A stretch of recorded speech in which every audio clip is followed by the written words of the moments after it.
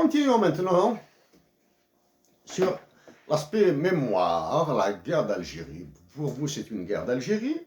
Pour nous, c'est la révolution algérienne. Vous avez dit que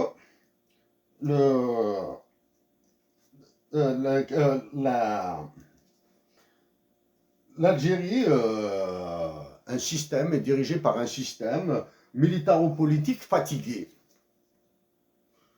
Nous sommes d'accord avec vous. L'Algérie est dirigée par un système militaro-politique très fatigué. Et vous avez dit surtout, ce n'est pas votre apanage, vous avez un monopole partagé avec les précédents présidents de la France.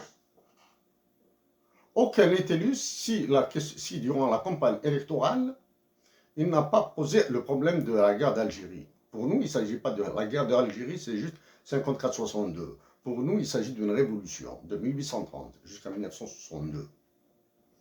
Et non achevée, bien sûr. Une révolution non achevée. Donc, il y a cette part de mémoire. Vous avez nommé un certain Benjamin Stora pour s'occuper de cette partie conflictuelle entre l'Algérie et la France. Benjamin Stora, pour nous l'avons dit, nous le répétons, c'est juste un petit lèche-boîte. Il vous lèche vos boîtes à vous, là. Lèche-boîte. Il n'a pas la carrure d'un historien. Mais en face, bien sûr, nous, d'Algérie, l'État s'est vidé, là. Vidé. Il n'y a pas de pointure face à lui. Donc, il vous a fait bricoler un rapport. Nous avons lu quelques bribes comme ça. Nous l'avons écouté. Ben, il est loin d'être de la trempe de Charles-Robert Ageron. Et étant donné qu'il est là en tant que patriote pour servir les intérêts de la France et vous plaire à vous, donc son travail ne peut être que biaisé en votre faveur. Et c'est ça, c'est à votre honneur tous les deux, bien sûr. Mais est-ce que la mémoire de la révolution algérienne est en train d'être délapidée par les Algériens eux-mêmes? Non. La révolution algérienne est un bien public universel. La révolution algérienne maintenant est un bien public universel. C'est probablement l'un des plus grands, les meilleurs dons de la nation algérienne et de ceux qui l'ont aidé, y compris des Français, comme Maurice Audin et tant d'autres. Donc, est-ce que les Algériens sont en train de dilapider la mémoire de la révolution algérienne, ou bien est-ce qu'ils sont en train de dilapider ce trésor? Non, et absolument non.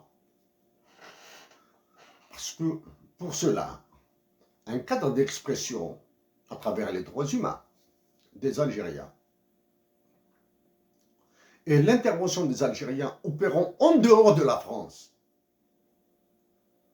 remettront rapidement la noblesse de la révolution algérienne au devant. Parce qu'il sera aisé, parce qu'il y a une bonne partie de l'humanité qui partage l'héritage de la révolution algérienne. Donc, vous pouvez nous dire, pour ça, nous l'avons dit avant vous, bien sûr. L'état-major actuellement de l'armée algérienne, plus tous les agents de l'État, sont en train de ternir la révolution algérienne. La ternissent. C'est comme une berne. C'est comme un deuil qui va durer une certaine période et il va s'arrêter. Il va s'arrêter. Donc ça. Mais la rente mémorielle,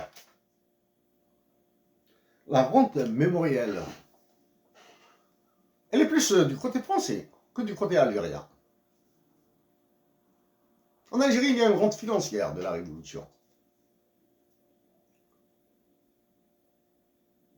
Il y a une honte financière. C'est tout le monde, du moins, toutes les personnes qui ont la possibilité de se faire accorder le statut d'ancien maquisard le feront, parce qu'il y a beaucoup d'argent à gagner. Mais actuellement, les militaires algériens, les généraux, parlons des généraux, de la présidence de la République et des ministres, etc. Ministres, n'osent plus parler de la révolution. Les généraux algériens ne peuvent pas, surtout ceux que vous avez couverts durant les années 90 et ceux que vous couvrez actuellement, ne peuvent plus se revendiquer de l'esprit, de la mémoire, de l'ontologie de la révolution algérienne. Donc la rente mémorielle de la guerre d'Algérie est chez vous, monsieur le président, monsieur Emmanuel Macron. C'est vous. Vous avez joué une bonne carte cette fois-ci, une carte électoraliste, purement électoraliste.